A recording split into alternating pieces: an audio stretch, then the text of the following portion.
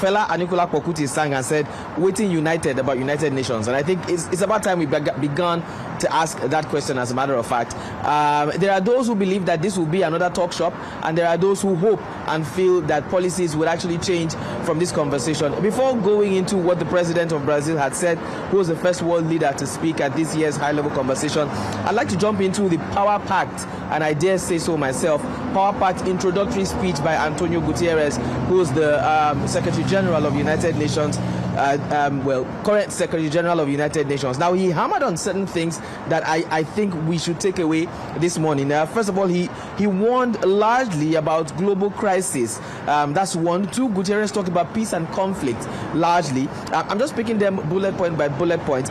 He also talked about human rights and gender equality.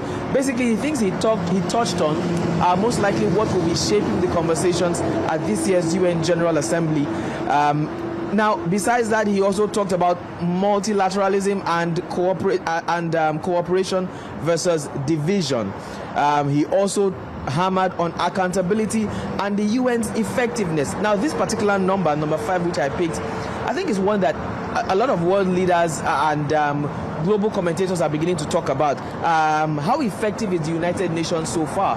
We're beginning to see countries go to war against other countries. We're beginning to see some countries stand up for what people believe is just and right, and others just folding their arms. Recently, we saw some countries publicly accept the Palestinian state, which Guterres also talked about, and we're seeing other countries condemn that particular action. So this is also what he spoke about. And then wrapping up the highlights, he eventually did equally hammer largely on Israel and Palestinian conflict, not forgetting, of course, Russia and Ukraine.